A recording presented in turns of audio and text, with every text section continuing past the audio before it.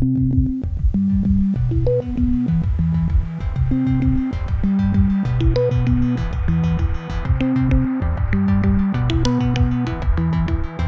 everybody, Dr. Jager here. Today we are going to continue with the musculoskeletal exam. We're going to be focusing on the back, hip, knee, just basically the lower extremities in general. So we're gonna start with our patient standing, then we'll have them go in a prone position, then lying position, and then finally sitting up. The reason why we're doing this is because we want to have a good flow of the procedures we're going to have him do. Otherwise, your patient would be getting up and moving, and just that would be a very awkward exam. So that's why I've set it up that way for you. Again, with musculoskeletal, you want to expose the patient. We're going to do inspection, palpation, active range of motion, passive range of motion if you need to. Then we do strength testing and then special testing. In our case today, we're not going to have our patient stripped down, but if he were to come in with specifically like hip pain, you would need to maybe get his shorts off potentially, or make sure you can actually visualize the area a little bit more clearly. But we'll be able to see everything else on Alvar here today quite well. So we're going to start our exam with the patient standing, and so the first thing that I'll be checking out on him is just looking for symmetry in his alignment. So I'm going to have him put his feet a little closer together, and here I'm trying to see, do his feet turn in? Are they flat-footed? Can I still see that he has an arch here, or does this roll in? Are his ankles fairly symmetric? If I have him pull his shorts up a little bit, what we can see is actually his knees are actually touching together without his feet actually touching together. So he has some genu valgum. So knock knee versus genu varum, which is bow legs, and I'm sure he's just had that his whole life, and usually it's not anything to be concerned about, but something just to appreciate. Other things to consider are, do you notice that one leg is skinnier than the other? Both for swelling or maybe muscle atrophy would be something we'd be looking for. That's good.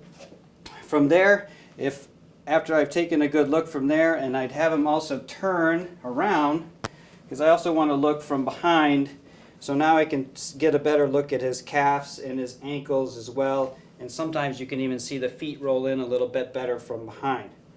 Next, I would have him walk, try to do his usual walk back and forth here for me, and observe that.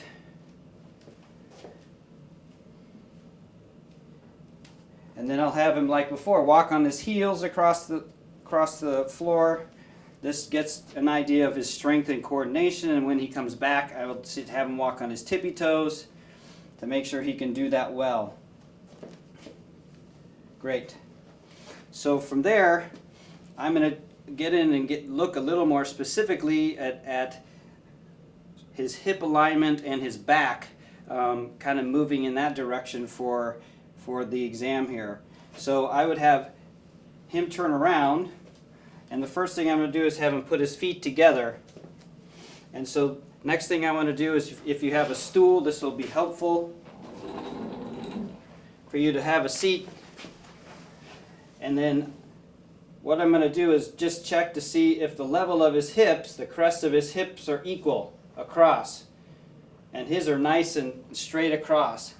If I saw one that was higher than another, that would give me a clue as to maybe he has a scoliosis, maybe one leg is longer than the other, maybe one foot is really flat and rolled in, so that makes it drop, and so that hip would be dropped. Those things could contribute to somebody having back pain, so we want to make sure we check that, and his looks quite straight across. From there, I'm going to start looking at his postural alignment. Does he have a usual lumbar curve? How's his thoracic curve? Is it excessively rounded, or has he got an excessive arch in his back? His looks very nice and symmetric, as I would expect. And from behind, at least at first glance, his spine looks fairly straight. At this point, you could percuss his spine if you like to at this point, which if somebody was having back pain and maybe it was due to a bony issue in their spine, that could elicit that pain and help you figure that out. So I'm going to thump on your back here, okay? And this is with your whole fist right down the spine. Just work your way down and ask, and obviously you're seeing if he has any pain with that response. Next, I'm going to check to see, since he's standing here, I'm going to try to assess whether he might have scoliosis. And so for that, we really can't often see the spine curve, but we can see that maybe his ribs are rotated and one side is higher than the other. The key with this one, again, is you're going to have your patient bend forward, and then you're going to assess this line. And so their feet and their hands need to be together. If one hand is lower than the other, it's going to rotate their shoulders. So I'm going to have Alvar put his hands together like this, and then bend forward for me just to here, right there. And now I'm looking along his spine, and I'll have you turn a little bit more towards the camera. So if his spine was curved, I might notice that one side of his ribs were actually higher than the other. And that's really what I'm looking to see if there might be a scoliosis. But as you can see, if you look down here, both sides are nice and level, so I'm not concerned that he has a scoliosis. Thank you. I've also, at that point, I've started assessing his back range of motion because he just did flexion for me. And now I can have him extend back as far as he can to get some back extension. So I want you to go ahead and arch back, and I like to put my hand here and go as far as you can. That's excellent, because you don't want your patient to fall on you, so make sure you have a little bit of control there. From there, we're going to do side bending, and it's probably the best way to do it is have the patient slide their hand down as low as they can below the knee, hopefully. So let's see if he can slide his hand all the way down there. You can see he should be able to get right below that knee, and then we're going to do the other side. Looks good. Nice and symmetric. If he could only bend a little bit to one side, that would tell us that he was obviously really tight on one side, and that might be contributing to his pain issue. For rotation, you have to isolate the patient's hips, so you need to hold them, or else he's just going to rotate his whole body and we're not going to be rotating his back. So from here, I would hold his hips and tell him to turn as far as he can, looking to the right with his whole shoulders and head looking as far as you can, and then going back the other direction as far as he can. Excellent. So you can turn around. So that's our initial start with our patient standing, and now we'll move to having him lie down on his stomach to continue the rest of our exam. So now we have Alvar face down, and if your patient has back pain, this is really the best position that you're going to start to figure out where this really hurts. If you try to push around on the patient's back when they're standing, all those muscles are naturally tight supporting yourself, so you can't really differentiate if one muscle's tight versus another one, or if this one's really that tender compared to another one, because they're all kind of all tight to start with. So from here we're going to continue our inspection, palpation, and I'm going to work on and focusing to start off with his back.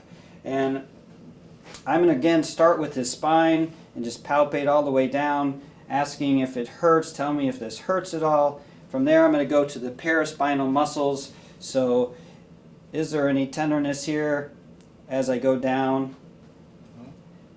And if I find a spot that is kind of like a knot in the muscle, that's something you're looking for. He doesn't really have that, but let's say you found it, then I want to know, does that hurt? Can I reproduce his pain? Because that's really what musculoskeletal is kind of all about. If I can reproduce his pain, then that tells me where the problem is. And so if you find something like that where it's really tender, or if you find a ropey muscle, then take a moment and push on it, see if you can recreate pain there. He feels very good and relaxed. There's no pain at all when I'm pushing around on him, so he obviously doesn't have any back issues as of yet, which is good. From there, you're going to continue to work your way down. So the SI joints here, so the sacroiliac joints on each side, they can be a source of pain. So I'm going to want to push on each of those as well, just to see, does this elicit any pain? Does it move the way it should move, or is it tight like a rock? You could see that when I push down on him, it squishes a bit like a spring, and that's what you should expect. He doesn't have any pain there. I'm going to continue working my way down systematically, again, pushing on muscles. So when somebody has back pain, for instance, it could be coming from an issue in their hips or in their rear, and that's causing the pain. If somebody's having hip pain, it could be coming from their back and working its way down. And so that's why it's really important to make sure you cover everywhere to see if you can find the source. So a back exam and a hip exam always go together. So tell your patient, especially if it's an opposite sex patient, that you're going to be pushing around their muscles of their rear end or their butt. Make it simple so they understand, so that way they're not surprised, and let me know if anything hurts. Okay? So I'm going to push on his gluteus maximus here. I'm going to be pushing on the sides of the hip abductors, so the gluteus medius, minimus, to seeing if that's tender. I can get on his greater trochanters right here to see if there's a tenderness there. And that's very common that we see. He's not having any pain or tenderness there. The next part I want to hit is the sciatic notch. So the sciatic notch is right in here, right between the greater trochanter and the sacrum. That's where the hip external rotators are. The piriformis muscle is a big one, and that one can get really cranky and cause symptoms that are just like sciatica, just like having a radiculopathy down the leg. So if your patient's having that symptom, you're going to want to push in there and see if that hurts. And if it does, believe me, they will jump with this. This is very uncomfortable. No issues there, right? So again, making sure you're telling your patient what you're doing so they're not surprised. From there, this is a good position that if you want to, look at his thigh muscles, you can inspect and palpate that from his hamstrings posteriorly. You can work your way down to his calves. This is a great place to check for symmetry, to make sure they're both the same size. Again, is there tenderness? His Achilles heels are right here, nice and readily available to you, so that could be a nice place for you to examine those too. Another thing I like to do in this position is to check knee flexion. So I'll have him bend his knee up and see how far he can go. He should be getting fairly close to his rear end, which he does a nice job. And check the other side. And that's nice and symmetric. Patients with back pain, if doing this reproduces their back pain, then that tells you that rectus femoris muscle in the front is really tight, and that's pulling on his hip, which is pulling on his back. And so that's another reason why I like to do this as part of my back exam. This is a good place for us to check hip extension strength. It's a bit awkward to do this in any other position, so this is where you would like to do that. And so you basically just ask your patient to lift their leg up to the ceiling, your whole leg straight. Yeah, perfect. And then once he's there, I gradually add resistance to it, and he's very strong there. And then we go to the opposite side. Good. Hold it there. Fantastic. Very strong. But you see, if you were trying to check that type of strength anywhere else, it would be very awkward for your patient. So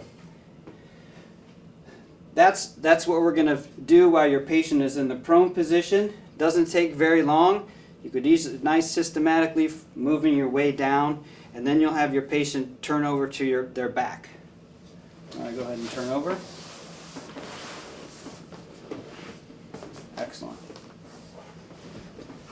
One of the advantages of having them turn over on their back too is if somebody comes in with back pain, you have an opportunity to actually look and see them move. If they're able to do that very easily, then maybe their back pain isn't so bad, because we're trying to assess their normal function there. So again, I'm going to start and work my way down, assessing things that are involving his hips, and then his knees, and then his ankles a little bit, that is most accessible in this position. I'm going to start off by pushing down on his hip bones, so compressing his hips, because again, if somebody has sacroiliac pain and I push down on his hips, I'm pushing those SI joints together, and that might reproduce his pain. So with nice open palms, I tell him I'm going to push down on your hip bones. So specifically the anterior superior iliac spine is what you're wanting. So I put my hands down on those hip bones, and I can simply compress and see if that causes any discomfort for him, either on his hip in the front or in the SI joints behind. From there, I'm going to continue some inspection and palpation. If your patient again came in with specific hip pain, it'd probably be better to have their shorts off in a gown, so you want to make sure you can see that skin too. From here, I'm going to continue to push on your muscles and see if you have any tenderness anywhere. I already got all of his hip muscles. If you didn't do that behind, again, you could push on those gluteus medius and minimus, the hip abductors here on the side. The greater trochanter, again, is here. Let's say you have a big patient and you can't find that greater trochanter and they're telling you you have pain over there on that side. You can have your patient, you mind turning on your side facing that way?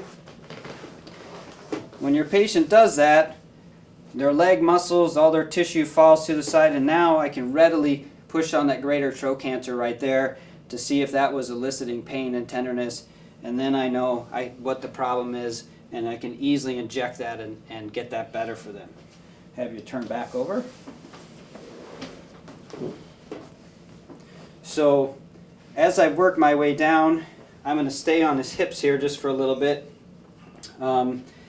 Now I'm going to want to assess some hip motion. I'm going to now start assessing his hip motion. And so to do that, it's awkward for your patient to try to do those actively. So doing hip range of motion passively works quite well. We already checked his hip extension with him lying prone. So now I'm going to come over here to his feet, and I'm going to start to assess his hip abduction and adduction quickly by grabbing his leg and pulling it across to check his adduction. And again, I'm comparing side to side. Now, if you had a female patient here, this is where you need to make sure they are gowned and covered, especially when we do hip abduction, okay? Because you don't want to be exposing them. So here I can pull his leg out and see how far it goes until I get tension there. And then I would repeat it on the opposite side. Again, always comparing one side to the other to making sure they're approximately equal. From there, I'm going to go into hip flexion. Again, I do this passively. So getting it all the way up there, and his is great. And I can compare the opposite side. That's excellent. Now I'm going to do internal rotation and external rotation. Again, passively. So the knee should be right over the hip. Now I've got a nice measurement tool. I can internally rotate. He's a bit tight there. This should go a little bit further. But here is his internal rotation, and then here is his external rotation. So easy to compare.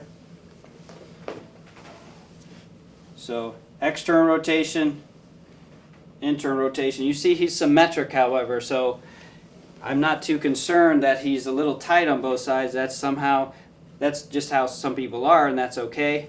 But if he were to have a big discrepancy in that and was having pain, maybe that would give me a clue as to what the problem was.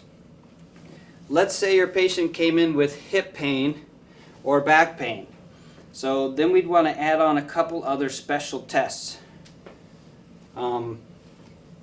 If your patient was having hip pain, we can start off by rolling their leg. So if he was having problems with the joint itself in the acetabular, by rolling it back and forth, and that reproduces pain, that would be suggestive of possible osteoarthritis or a specific hip issue. When I have him up here, if I go a little further and I start to really internally rotate more and push his hip, so I'm adducting it here even further, when I do that, I'm actually starting to squish the SI joint again in his back, in his low back.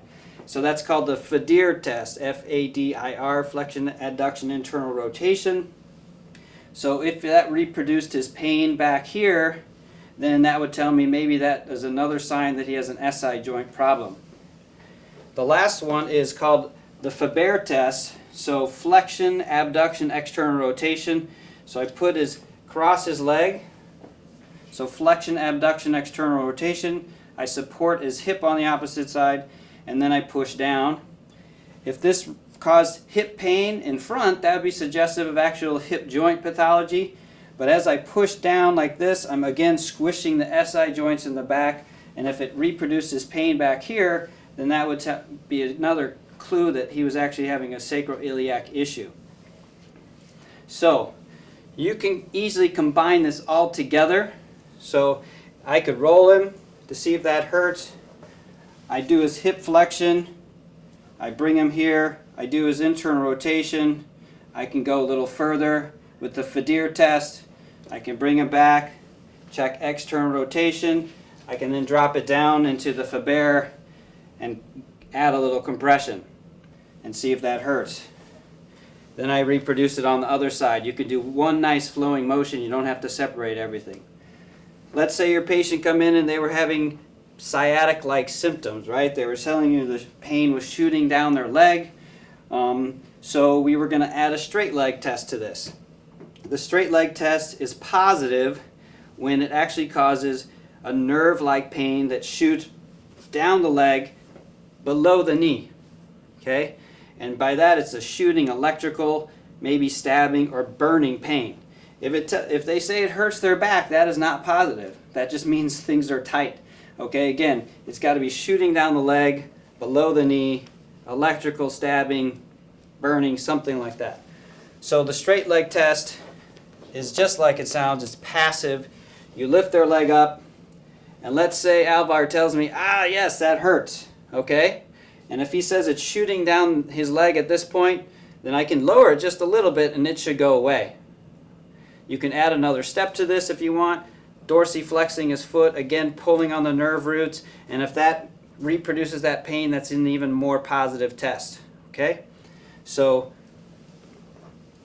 again, not back pain, but shooting pain down the leg that sounds like nerve pain is a positive straight leg test. It doesn't matter what the degree is. If it happens at a lower degree, it's worse. Right? Makes sense? If it doesn't happen until he's all the way up here, then it's not as bad as if he's having the symptoms down here. So that would kind of conclude our back hip type of exam, and now we can move our way down into his knees. Okay, we're going to move on down and examine his knees and then a little bit of his ankles here. Knee pain is a very common thing, so we're going to want you to be able to assess for a few types of conditions. We're going to be looking for an effusion. We're going to be checking for joint laxity with the ACL, PCL, and the medial and lateral collaterals. And then we'll do a couple meniscal tests as well, since that's a very common issue. So again, we'll start off. I'm going to raise your shorts just a little bit here. Inspecting, looking for symmetry in his muscle mass. You know, if he had an injury, Alvar said he had actually injured this knee and had meniscus surgery over here. So he just has a couple little baby scars of where that surgery was performed. But if I look at his leg, I can see a little bit of atrophy in this vastus medialis here, likely from when he had that issue. Sometimes when you have atrophy from an injury, you never get that full development of that muscle back, even though the strength will come back completely. So from there, I'm going to just keep working my way down, looking at the patellas, trying to think about where your anatomy is in terms of the medial and lateral collateral ligaments. And I'm going to do this again with his knee bent. working my way down tibial tuberosity, the pes anserine, bursa, feeling behind his knees to see if there's any extra fullness on one side or another. I like to do the exam and also look with his knee bent. That gives me a little more access to some of this anatomy. So now his medial collateral is a little bit more readily apparent. And then on the opposite side, you know, same thing. The lateral collateral, right where the fibular head is here, is going to be much more apparent for you to feel. Here's where we can see this is his joint line along here. Joint line tenderness can be a sign of a meniscal issue. So you want to palpate and feel here. Again, this is a nice place. Now I can really get access to the tibial tuberosity and the pes anserine and other bursas around, and just making sure that he doesn't have any areas of tenderness there. We did our knee range of motion with him lying on his stomach. Again, you can see we did check his knee flexion like this if you want to as well. Knee extension is obviously addressed at this point too. From there, if I was going to continue along with other possible meniscal problems, we did joint line tenderness. So the other one is called the McMurray test. And basically I'm just trying to make it so the femoral condyle is going to slide along one side and see if we reproduce pain there. There's a couple different ways of doing this. The easiest way is to just simply take his leg, I'm going to externally rotate it like this, and then just bend and straighten it. And then I'm going to internally rotate it, and then I'm going to bend and straighten. And see if that causes any pain or clicking along the joint line that would be suggestive of possible meniscal issue. The other way of doing it, which is in a lot of books, is to add a valgus stress to it. So I grab his knee and I actually push it in and I create some valgus stress like this. I grab his foot and externally rotate him, and now I've created a lot of tension in his knee actually. And so now I maintain that tension as I go up and down. Hopefully this isn't causing him any trouble. And then I reverse it.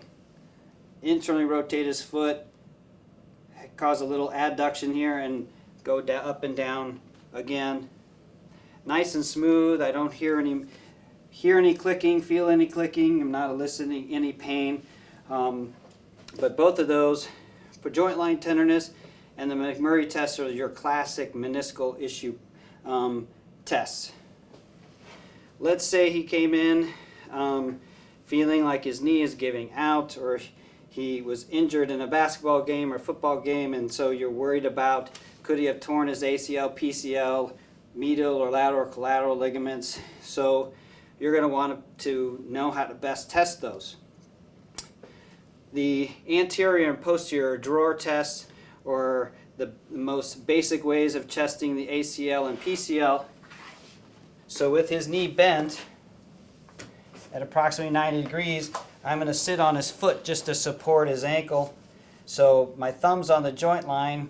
As I'm pulling out, I'm testing the ACL. If the ACL is loose, the tibia might be coming forward more. If I push back, I'm checking the PCL, which prevents his tibia from going backwards that way. The problem with this test is that when I'm checking the ACL, there's a lot of muscles that are helping to hold that knee in place. And therefore, the better test for the ACL is what's called the Lockman test. The Lockman test is a little bit harder to do. However, your patient has to be relaxed. You have to hold the leg in a little bit of knee flexion. Then I grab the tibia tuberosity right here with my thumb, and then I'm pulling straight up. And when I pull straight up, it should move quickly and just stop right away. If I were to pull up and it just felt rubbery or didn't have a quick end point, that would be concerning that ACL was torn. So I'll demonstrate it again on this side. Leg slightly bent. I grab and I'm pulling his tibia up and down. My thumb right on that tuberosity to help me. And then I just pull straight up. And I'm doing the opposite motion in this hand. And you can see that it moves slightly up and it stops right away. And that's exactly what we'd want to feel and see. That's our Lockman test for the ACL. We'll go over that in class. It's a little tricky to get, but with time you'll get it. Let's say now we want to check his lateral collateral and medial collateral ligaments. These are our varus and valgus stress tests. So these are a little tricky to get at first, but you'll get it. So if I want to assess his lateral collateral here, you can sit if you like, but I'm not a big, strong guy, so I've got to use my body. I'm holding him his ankle against my body here. Then I can bend his knee just a little bit, and I can twist my body just to stretch that, and it should move, and then it should stop. So it's a very subtle motion, but I can stretch it, and then it stops, and I know that it's intact. The ligament should stretch a little bit and then stop. On the opposite side, I reverse the process. So bend his knee a little bit, and now I can just go the opposite. It gives me a little stretch, but then it stops, and so I know it's not an extra possible tear.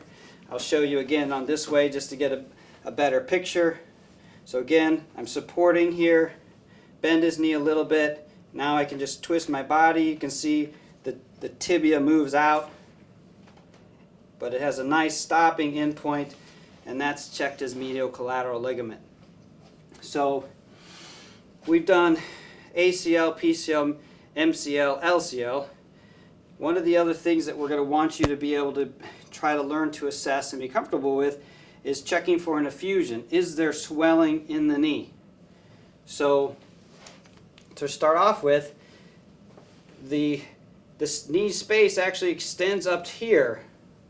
So somebody could be hiding all their fluid up here, and this part of the knee may actually look totally normal.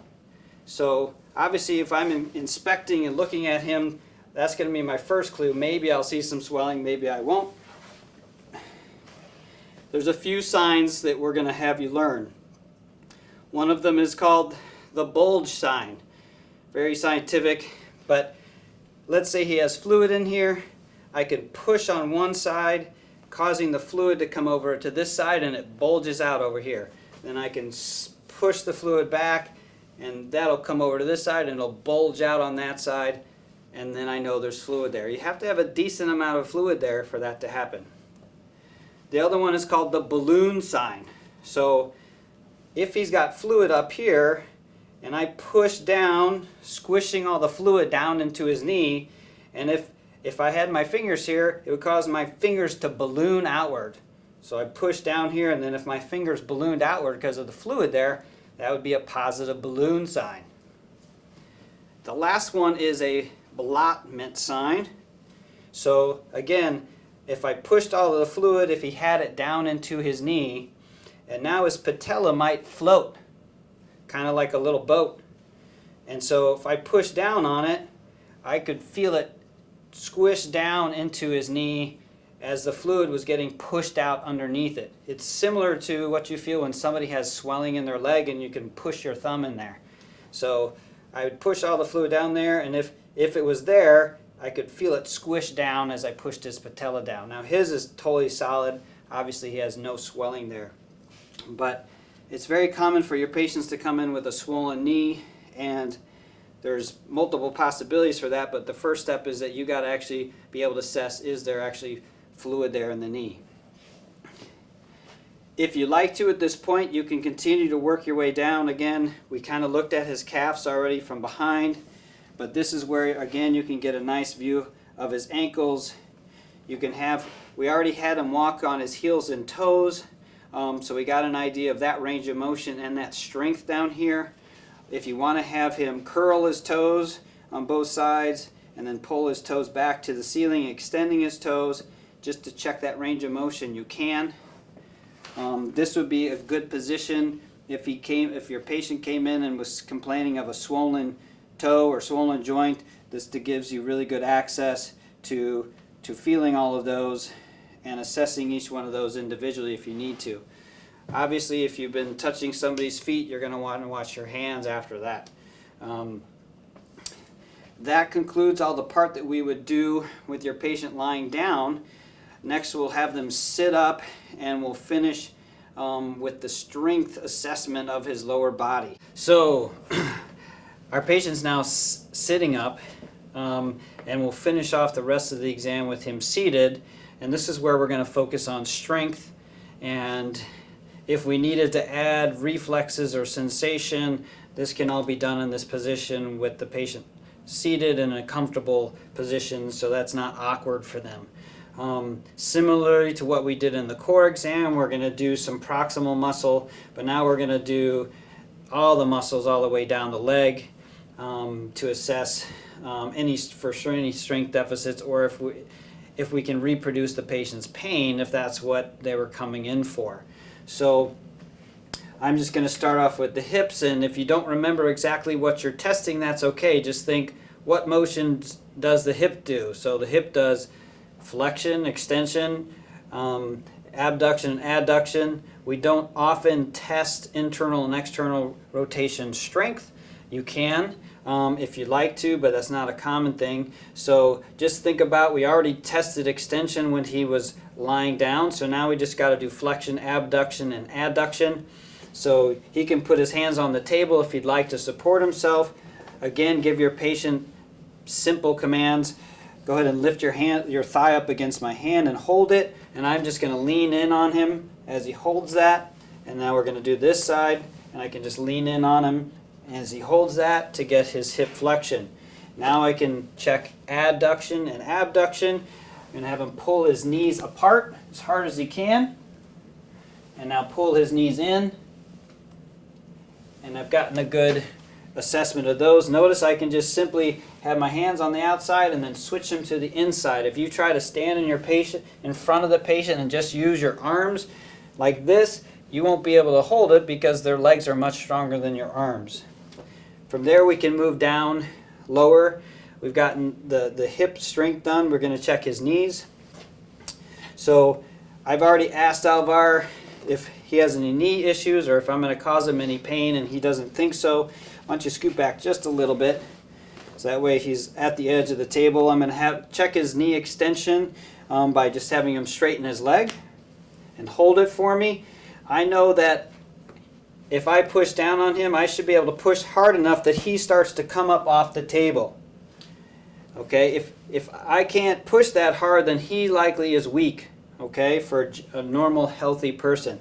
Then I can repeat on this side, again, pushing down, so that way he starts to rise up off the table a little bit. That's a way to gauge where you're at. Next, we're going to check the hamstrings. The hamstrings are strongest when the knee is bent at 90 degrees, so I like to check them with the knees at 90 degrees. So what I do is tell him to pull his heel back into the table and tell him to hold it there, and I'm going to pull out. And then we repeat on this side. And no problem there. So we've done our knee extension and our knee flexion. Now we can move down to his ankles. We had him already walk on his heels and his toes, so I know he's already good there. But let's say again he couldn't do that and I need to reassess it. So I'll tell him to pull his ankles up to the ceiling for me and hold it there. And then I'm going to grab his ankle and crank on it and see if he can hold it.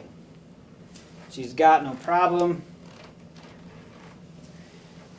When it comes to plantar flexion, if I just try to push with my hand here, I'm probably not going to get a good enough test because I'm not strong enough to resist his ankle. So what I'll do is, if he's pointing like that, I'll actually use my whole arm. So he's pushing really hard. Now I can just use my whole body and really have him push really firmly against my arm to get a good test. So he can do that, and easily I cannot move him at all.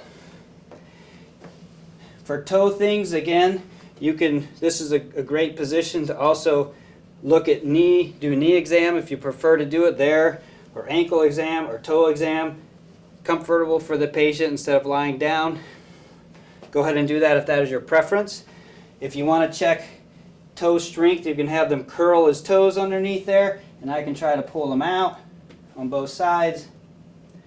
And I can tell him to extend his toes, and I can check that as well. And that comfortably, the patient, we've checked his hip, knee, ankle strength. Another thing you can do if you want to check inversion and eversion ankle strength, you can do that in this position comfortably as well for the patient.